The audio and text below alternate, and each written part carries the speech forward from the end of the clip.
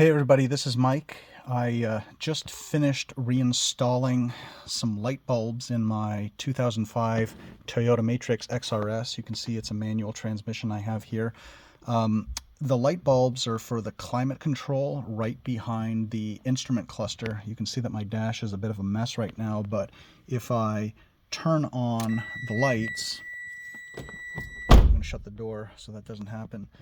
I've got 1 and 2 working bulbs inside of here.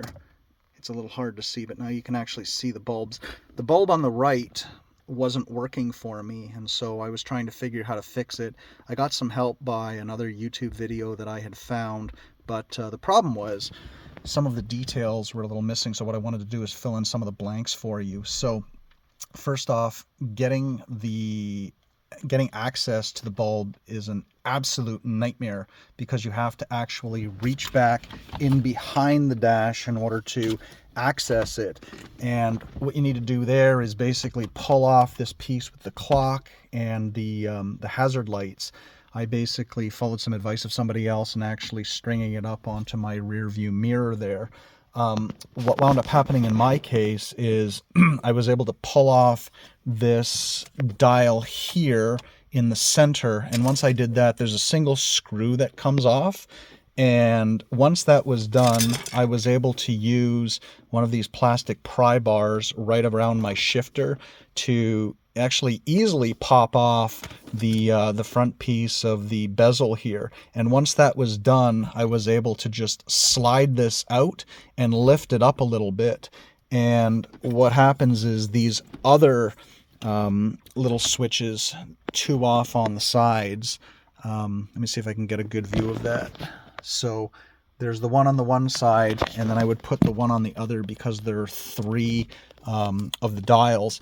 Those ones are behind the faceplate, and you have to get them off afterwards. It really doesn't matter too much to take those off because what's important is to be able to have access behind here.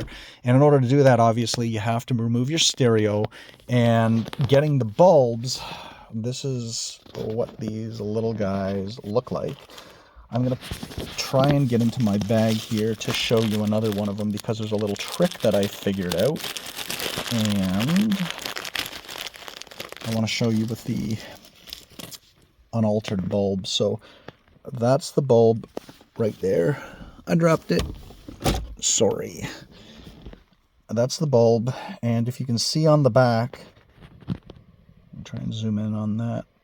There's a little flat blade on there that you can actually stuff a screwdriver in. Well, obviously, if you're trying to go in the back there, in my case, I was trying to use a stubby screwdriver, this guy right here, and just, wedging it on there and putting it into the back with, you taking the screwdriver, putting it into the back there and trying to fiddle with it, it's obviously going to fall off. So what I wound up doing was deciding to use a little bit of blue tack. And what I wound up doing is on the back here, I took the blue tack and I stuffed it into that slot. Now I'm going to put the phone down just for a sec.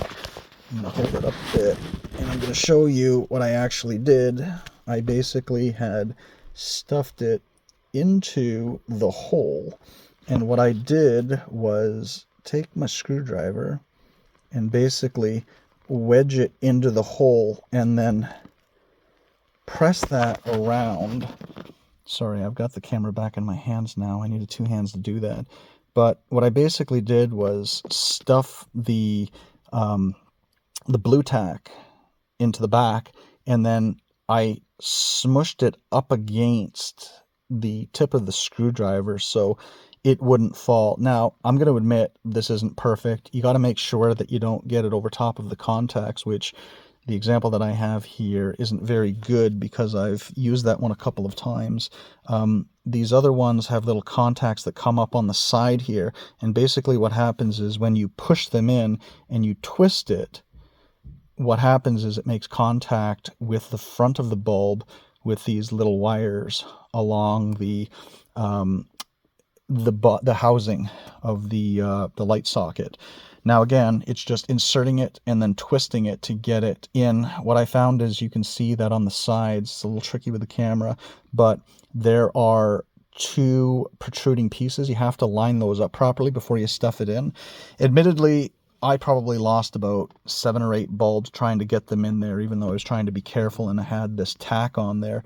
You got to push it in and then you got to twist it. I found the last time that I did it, I took a long set of needle nose pliers and basically held on to the front of the bulb as I was inserting it from the back, so that even if I lost seating with it, it was going to basically hold on to it. So you push it through, you use the needle nose pliers and twist it, and you know, that's basically it. You give it enough, you know, you're patient with it, you'll probably get it to go. I mean, I still have to, you know, do assembly in reverse order to figure this out, but you know, I'm basically there. And as you can see, I've got both lights that are working.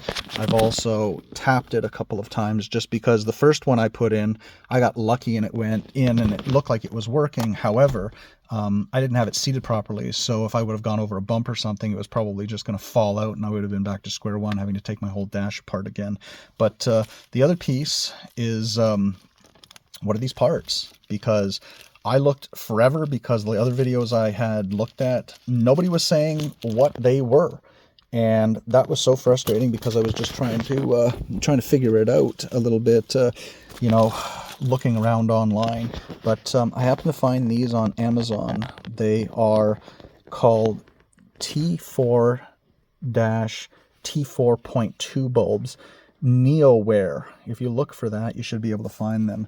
I'm going to post a link to that in the comments, so that you're able to find it if you have the same problem as me. Hopefully you don't, and these last the life of your vehicle. But yeah, I wanted to make this, because if anybody goes through the pain and frustration I did, at least that way you'll be able to benefit from some of the sorcery that I did to try and figure how to make this work a little more seamlessly. But again, nothing's perfect with this. The person over at Toyota who did this should probably be shot, because this is an absolute terrible design.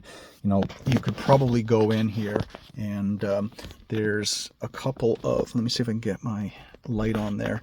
There's a couple of little nubs back in here, which, you know, I think what they did was they push it in, and then it's not intended to come back out ever. You could probably press those in with some needle nose pliers. There's one over here, and then there's one over on the other side. I mean, I tried that. I didn't have very much success, and I didn't want to break them because they look like they're delicate plastic. But I mean, you could always try that if you wanted to try and actually remove this unit in order to access it in a little easier way. But I figured, you know, it's pick your poison. You know, possibly break the actual housing on it, or put it, you know, put it in, and you know, hope for the best if you get it from the backside. So using the needle nose pliers there certainly worked.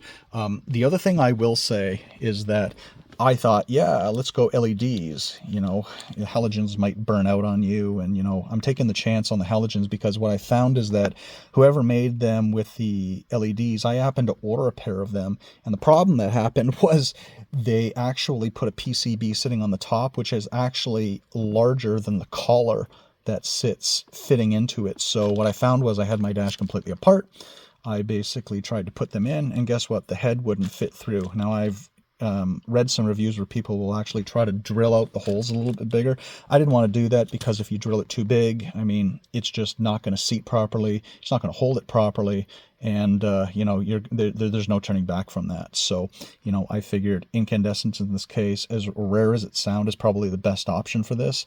And yeah, you know, if you're lucky, then I'm hoping that this is going to last me for the life of the car. So, I mean, it's a 2005. I know that this type of system was used also in some of the Corollas and other Toyota models, but seems to be consistent. You have to access them from the back. So again, hopefully this helps, and yeah, thanks for watching the video. Have yourself a great day. Bye.